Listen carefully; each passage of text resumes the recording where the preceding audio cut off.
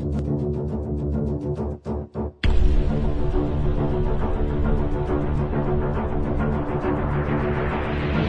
اللہ الرحمن الرحیم۔ السلام علیکم ناظرین، تاریخ کی دنیا میں خوش آمدید۔ مجھے ڈاکٹر علی کہتے ہیں اور آج تاریخ کے جھروکوں سے ہم پاک فوج کے مشرقی محاذ پر اس بہادر کرنل کا ذکر کریں گے کہ جب ان کی کمپنی دشمن کے گھیرے میں آ گئی اور دشمن نے انہیں ایک خط لکھا کہ بھارتی فوج کے سامنے ہتھیار ڈال دیے جائیں، تو اس بہادر کرنل نے اسی خط کے اندر ایک گولی لپیٹ کر دشمن کو پیغام بھیج دیا۔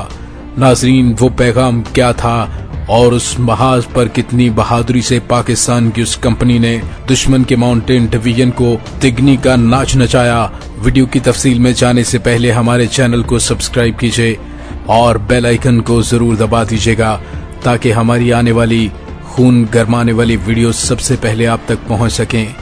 ناظرین، مشرقی پاکستان میں جمال پور کے مقام پر بھارت کی فوج کو ایک ایسے اولے العزم پاکستانی فوجی آفیسر سے واسطہ پڑا جن کو نہ تو دشمن کی تعداد کی برتری کا کوئی خوف تھا اور نہ ہی ان کی دھمکیوں سے وہ مرعوب ہونے کو تیار تھے، بلکہ یقین اور عزم کی بدولت انہوں نے بڑی سے بڑی طاقت کے ساتھ ٹکر لینے میں ذرا بھی تامل محسوس نہیں کیا۔ ناظرین، یہ پاکستانی کمانڈر لیفٹیننٹ کرنل سلطان احمد تھے اور اس معرکے پر ان دنوں نیو یارک کے ایک اخبار کے نامہ نگار نے ایک کالم چھاپا تھا جس میں اس یادگار معرکے کی تفصیلات کا پتہ چلتا ہے۔ ناظرین، جمال پور کا معرکہ 9 اور 10 ستمبر 1971 کو ہوا۔ جمال پور ڈھاکہ سے تقریباً 120 میل شمال مغرب میں ہے اور مشرقی پاکستان کے تمام محاذوں کے مقابلے میں وہاں سب سے زیادہ گھمسان کی جنگ ہوئی۔ ناظرین، وہاں پاکستانی فوج کی کمان لیفٹیننٹ کرنل سلطان احمد کر رہے تھے، مخالف فوج کے commander brigadier H S Kler تھے اور اتفاق سے یہ دونوں افسران اس سے پہلے 1965 کی جنگ میں کشمیر میں ایک دوسرے کے مقابلے پر رہ چکے تھے۔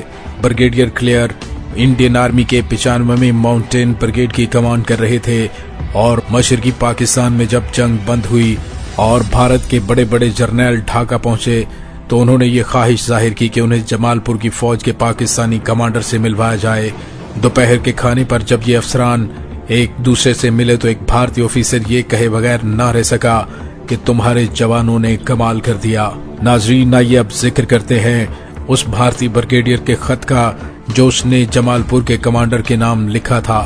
ناظرین، اس خط میں بھارتی بریگیڈیئر نے لکھا، ڈیئر کرنل، آپ اس وقت ہمارے گھیرے میں ہیں اور آپ کے بچ جانے کی کوئی صورت نہیں ہے۔ میرے پاس اس وقت جو ٹروپس ہیں وہ آپ کی نفری کے مقابلے میں بہت زیادہ ہیں۔ میرے پاس توپ خانہ بھی ہے اور میں ایئر فورس استعمال کر سکتا ہوں۔ میرا آپ کو مشورہ ہے کہ اگر آپ اپنے آپ کو اور اپنے دوستوں کو بچانا چاہتے ہیں تو بہتر ہے کہ آپ ہتھیار ڈال دیں۔ ہمارے اعلیٰ کمانڈر نے یہ پہلے وعدہ کیا ہوا ہے کہ آپ اور آپ کے سپاہیوں سے اچھا سلوک کیا جائے۔ ناظرین، اس خط میں انہوں نے لکھا کہ میں یہ خط ایک سویلین کے ہاتھ بھیج رہا ہوں، مجھے امید ہے کہ آپ اس کو انسان سمجھ کر اس کو کوئی تکلیف نہیں دیں گے۔ میں آپ کو یہ بھی بتا دوں کہ اگر آپ لوگ مکتی بانی کے ہاتھ آ گئے تو وہ آپ سے بہت برا سلوک کریں گے۔ میں آپ کو اس خط کا جواب بھیجنے کے لیے آج شام 4:30 بجے تک کا وقت دیتا ہوں، بصورت دیگر آپ کو نتیجہ بھگتنے کے لیے تیار رہنا ہوگا۔ ناظرین، یہ وہ خط کے الفاظ ہیں جو بریگیڈیئر کلیئر نے کرنل سلطان کو لکھا اور کرنل سلطان کا جواب اسی شام کو 5 بجے کے قریب انہیں مل گیا، جس میں انہوں نے لکھا، ڈیئر بریگیڈیئر، آپ کے خط کا شکریہ، مجھے امید ہے آپ کا مزاج اچھا ہوگا۔ ہتھیار ڈالنے کا تو سوال ہی پیدا نہیں ہوتا۔ ہمیں خوشی ہے کہ وہ دن بالآخر آ گیا ہے جس کا ہم سب انتظار کر رہے تھے۔ اب ہمیں مزید انتظار کی ضرورت نہیں، آئیے پھر دو ہاتھ ہو ہی جائیں۔ آپ نے ایئر فورس کی کمک بلانے کا جو ذکر کیا ہے، میرا خیال ہے شاید یہ بھی کافی نہ ہو، آپ کو کچھ اور بندوبست بھی کرنا چاہیے۔ جہاں تک سویلین کے ساتھ سلوک کا تعلق ہے تو آپ ہمارے جوانوں سے شاید پوری طرح واقف نہیں۔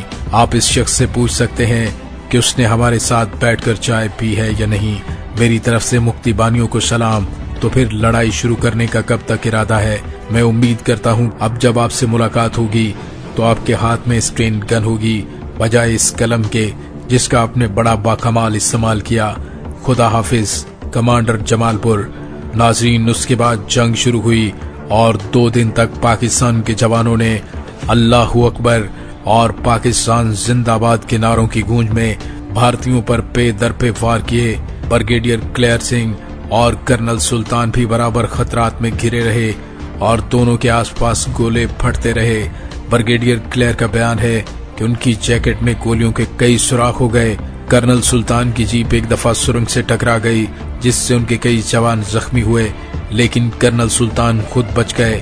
بعد میں جب ان کی بٹالین کی نفری 2/3 رہ گئی تو انہیں ڈھاکہ جانے کا حکم ملا۔ ان کی بٹالین کی ڈیوٹی یہ تھی کہ وہ صوبائی دارالحکومت میں بھارتی فوج کا داخلی راستہ روکے رکھیں، اور ان کے جوان لڑنے کو بالکل تیار تھے، لیکن پاکستانی ہائی کمان نے جنگ بند کر دینے کا اعلان کر دیا۔ ناظرین، 9 دسمبر کی شام کرنل سلطان کو حکم ملا کہ اپنی بٹالین کے ساتھ ڈھاکہ پہنچیں۔ ناظرین، انہیں پتہ نہیں تھا کہ حالات نے کیا رخ اختیار کر لیا ہے، کہ کرنل سلطان کی بٹالین کو کن حالات میں اور کیوں ڈھاکہ بلایا گیا ہے۔ ناظرین، اب سوال شہرک کو بچانے کا تھا، اور کرنل سلطان بٹالین اور ڈھاکہ کے راستے میں دشمن کے ہر طرح سے لیس ایک بریگیڈ کی 4 پلٹنیں مورچہ بند تھیں، اور ایک طرح سے انہوں نے راستے کو بند کر دیا تھا۔ دشمن کے وہم و گمان میں بھی نہیں تھا کہ ایک خستہ حال اور تھکی ہوئی پلٹن اس حصار کو توڑنے کی کوشش کرے گی۔ بہرحال پاک فوج کے پاس ایسا کیے بغیر کوئی چارہ نہیں تھا۔ بازی ڈھاکہ پر لگی ہوئی تھی، چنانچہ دشمن کے بریگیڈ پر حملہ کر کے راستہ نکالنے کا فیصلہ کیا گیا۔ اسی رات پاک فوج کے مٹھی بھر جوانوں نے حملہ کیا، اور عام طور پر حملے میں 3 اور 1 کی نسبت ہوتی ہے، لیکن اس میں 1 اور 5 کی نسبت کے ساتھ حملہ کرنے کی جرت کی گئی۔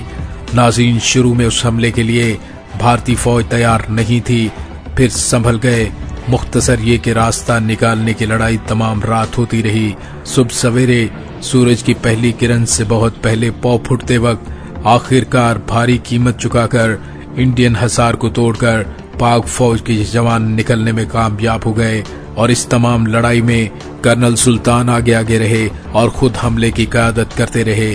لیکن ایک اکیلے سے کیا ہوتا ہے؟ پاک فوج کے جوانوں اور آفیسر کی بے مثال جرت کی داد آج بھی بھارتی دیتے ہیں کہ وہ بہت بے جگری سے لڑے۔ ناظرین، مشرقی پاکستان کے محاذ پر پاک فوج نے جس شجاعت اور دلاوری کے ساتھ بڑے بڑے عظیم واقعات سر انجام دیے، اس کی مثال تاریخ میں نہیں ملتی۔ پاکستان کے فرزندوں نے جمال پور کا دفاع کیا، اور جس طرح دشمن کے حصار کو توڑا، اس پر پاکستان ہمیشہ فخر کر سکتا ہے۔ پاکستانی سپاہی کا میدان جنگ میں جواب نہیں۔ ناظرین، مشرقی پاکستان میں پاک فوج کے ہتھیار ڈالنے پر تو باتیں کی جاتی ہیں، لیکن ان بہادری کی انمٹ داستانوں کا ذکر نہیں کیا جاتا جن کا تذکرہ دشمن کی کتابوں میں ملتا ہے۔ میرا سلام وطن کے غازیوں، وطن کے شہیدوں کے نام۔ پاک فوج زندہ باد، پاکستان بائندہ باد۔